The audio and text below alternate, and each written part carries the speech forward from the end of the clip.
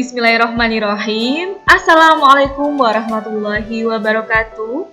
Selamat pagi, siang, sore semuanya, anak-anakku maupun rekan-rekanku semuanya. Kembali lagi ya bersama saya. Saat ini masih dalam simulasi dan komunikasi digital. Untuk kali ini saya akan menyampaikan materi, akan sharing tentang peta minda. Lalu terkait apa aja yang harus kita pelajari tentang peta minda? Ya, untuk kompetensi dasar, ini ada di ranah pengetahuan dan keterampilan. Untuk poin 3.2, kita akan belajar untuk menerapkan metode peta minda. Untuk indikator pencapaian kompetensi, bisa menjelaskan metode peta minda. Selanjutnya, bisa menguraikan ide menjadi sebuah konsep, lalu bisa menentukan alternatif solusi dalam pemecahan masalah. Untuk poin selanjutnya, di ranah keterampilan, kita akan belajar bagaimana caranya membuat peta minda. Untuk poin-poinnya seperti apa, nanti kita akan belajar mengoperasikan perangkat lunak peta minda.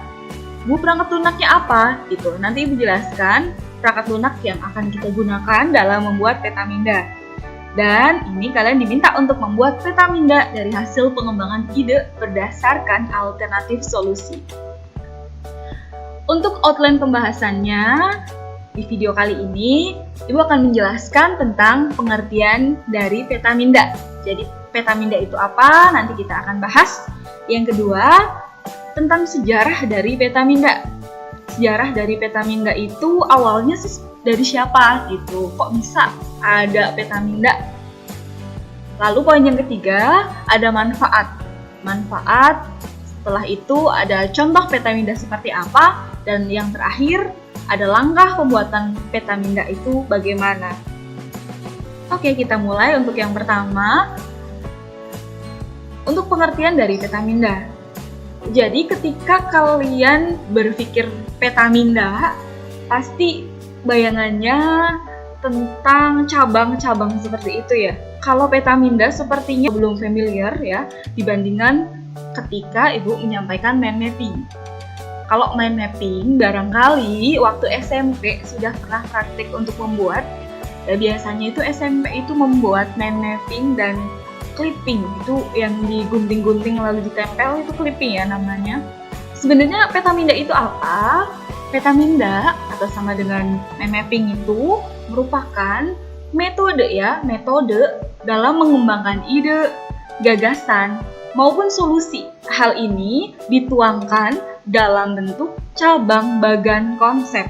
Ingat ya, dituangkan dalam bentuk cabang bagan konsep. Itu konsep atau pengertian dari peta minda atau mind mapping.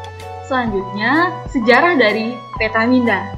Untuk peta minda sendiri, awalnya itu dikenalkan oleh siapa? Oleh seseorang. Beliau bernama Bapak Tony Buzan, tepatnya di tahun 1974 ya, di tahun 70-an. Ibu belum lahir, kalian juga belum lahir, Bapak Ibu kalian juga gak tahu ya udah lahir belum. Jadi, konsep ini, peta minda ini itu didasarkan pada kenyataan bahwa otak manusia ini terdiri dari 1 juta sel otak. Banyak sekali sel yang ada di dalam otak kita. Dan peta minda ini dapat memberikan gambaran yang tentunya lebih detail. Tentang apa, Bu? Tentang ide yang dibuat gitu. Kita akan memetakan sebuah ide, lalu dengan peta minda ini, ide itu dapat memberikan gambaran yang lebih detail. Oke, untuk selanjutnya adalah manfaat dari peta minda. Dengan kita membuat peta minda, itu yang pertama bisa meningkatkan kemampuan kita untuk mengingat gitu. Mengingat apa? Tentang topik atau ide yang kita buat, karena ada poin-poinnya dan dipetakan. Yang kedua, melatih kemampuan untuk fokus dan berkonsentrasi. Karena ketika ada poin-poin dari topik yang kita buat, maka otak akan cenderung lebih fokus dan berkonsentrasi. Lalu yang ketiga, dapat meningkatkan kreativitas maupun imajinasi. Oke, yang keempat, menambah efisien waktu dalam mempelajari suatu hal. Ya, karena Petaminda ini tuh sudah ada ringkasan atau poin-poinnya, jadi waktu yang diperlukan untuk kita belajar jadi tidak lama. Dan selanjutnya, dapat digunakan sebagai metode belajar, pengembangan ide, maupun pemecahan masalah. Ini adalah salah 5 dari manfaat Petaminda itu. Dan selanjutnya ini adalah contoh dari Petaminda. Yang pertama di sebelah sini, contoh ya, maksudnya contoh Petaminda liburan keluarga. Temanya apa? Tentang liburan keluarga. Sama siapa aja nih yang ikut liburan keluarganya? Sama ayah, sama ibu, sama paman, sepupu, dan sama teman-teman gitu. Lalu aktivitas dari liburannya itu ngapain? Berkuda, renang, belanja, main bola. Apa aja nih yang dibawa buat liburan? Kita perlu menyiapkan apa aja gitu. Oh, ternyata kita butuh sepatu, kaos, baju renang, sendal, maupun topi. Lalu kita jalan-jalan.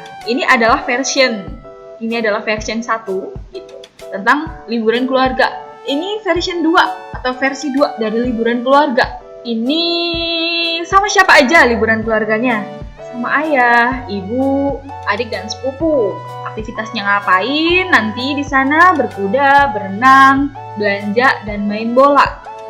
Perlengkapan yang dibawa apa aja? Ada sepatu, baju renang, sendal, dan topi. Lalu tujuannya kemana nih? Pantai, taman, gunung, dan waterbook. Ini adalah versi yang kedua. Jadi untuk membuat Petaminda ini tidak ada aturan baku untuk pembuatannya itu mau seperti apa. Dalam artian kreativitasnya itu tidak terbatas dalam membuat Petaminda ini gitu. Asalkan poin-poin yang akan kalian tunjukkan atau tonjolkan itu masih bisa ditangkap dan masih bisa dipahami. Oke, itu contohnya ya. Terus bagaimana Bu untuk membuat Petaminda itu gitu. Oke, selanjutnya adalah langkah pembuatan Petaminda. Jadi, untuk membuat Petaminda ini kita harus memetakan ide terlebih dahulu ya. Ya jelas kita untuk membuat sesuatu kita harus punya ide, kita punya konsep terlebih dahulu. Gimana caranya? Yang pertama kita harus menentukan tema. Jadi kita ingin membuat mind mapping atau Petaminda tentang apa gitu. Lalu setelah kita tahu tema dari hal yang ingin kita buat, lalu kita identifikasi setiap cabang yang mungkin ada dalam tema tersebut. Contohnya tadi ini ya, kita bikin mapping tentang liburan keluarga ini, liburan keluarga. Lalu kita buat di sini, sama siapa aja, tujuannya mau kemana, aktivitasnya ngapain, dan perlengkapan yang dibawa apa aja. Itu yang dimaksud di poin kedua ini. Identifikasi setiap cabang gitu. Lalu setelah kita tahu cabangnya itu apa aja, kita bisa kembangkan lagi. Contohnya di sini, liburan keluarga, ini poin yang kedua, sama siapa? Sama siapanya pasti kan kalau dia sendiri ya tulis saja sendiri gitu. Tapi karena ini kan banyak orang ya, jadi sama ayah, sama ibu, sama adik, dan sepupu. Jadi di sini dari subtema dapat dikembangkan lagi dengan sub-sub item yang lebih detail. Betul sekali, ini contohnya tadi dan ini adalah langkah pembuatannya gitu. Untuk selanjutnya, proses pembuatan Petaminda. Untuk proses pembuatan Petaminda ini bisa yang pertama menggunakan kertas gitu. Jadi kayak Petaminda yang kalian buat dulu di SMP, kalau ada praktikum seperti itu, kemungkinan menggunakan kertas ya, pakai spidol berwarna, dia semenarik mungkin. Itu secara manual, menggunakan kertas, spidol, lalu biasanya ditempel di kelas. Dan yang kedua, ini bukan manual, ini nggak ada manualnya ya, tapi menggunakan perangkat lunak aplikasi. Ini dijilat aja manualnya, yang kedua adalah menggunakan perangkat lunak aplikasi. Untuk menggunakan perangkat lunak aplikasi ini, kita harus tahu dulu nih, apa aja perangkat lunak yang digunakan dalam membuat Petaminda.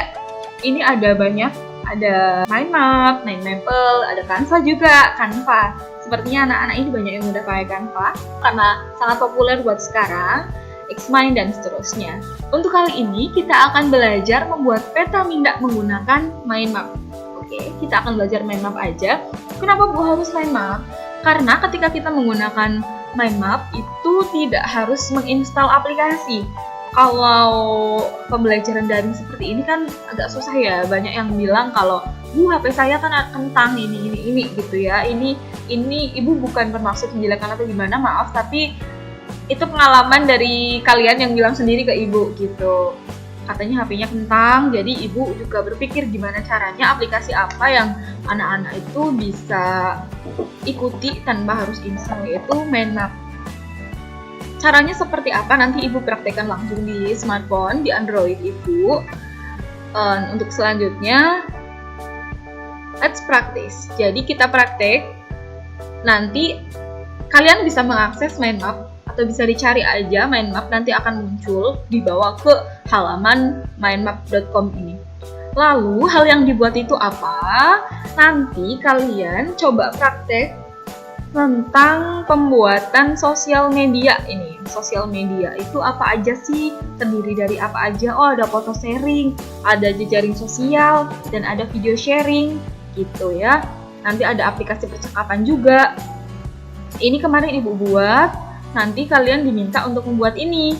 Oke, Ibu akan tunjukkan gimana caranya menggunakan Mindmap. Kita buka browser, kita cari Mindmap. Oke, kita ketik Mindmap itu, lalu kita klik Mindmap. Nanti kita klik.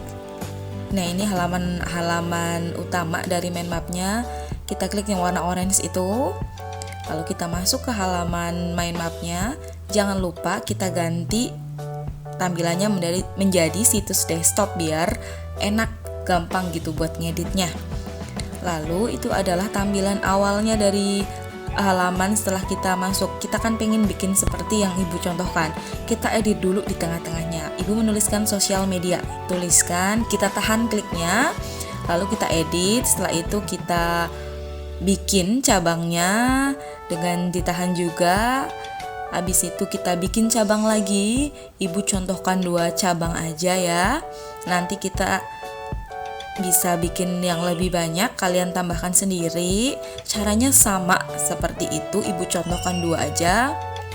Lalu setelah itu Ibu akan bikin sub cabangnya gitu ya. Kan ada Google Photos, ada Instagram gitu, ada LinkedIn dan lain-lain itu. Ada 5, kalian bisa tulis semuanya buat latihan juga. Kayak ada Google Photos dan semuanya Ibu tulis dulu ya. Ini Ibu tidak sampai selesai, Ibu hanya memberikan contoh aja.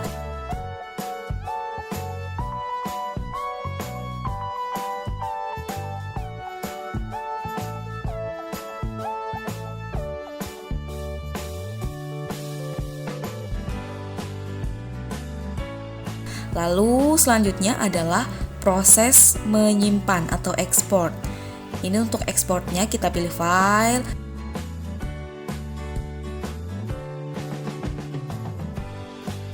Lalu kita pilih download as. Setelah itu kita pilih ini ya. Dan kita biarkan aja PNG itu. Lalu kita ekspor. Dan setelah kita ekspor, kita tunggu prosesnya sebentar. Lalu setelah itu gambarnya kita download. Nah, setelah proses download ini, gambar otomatis didapatkan.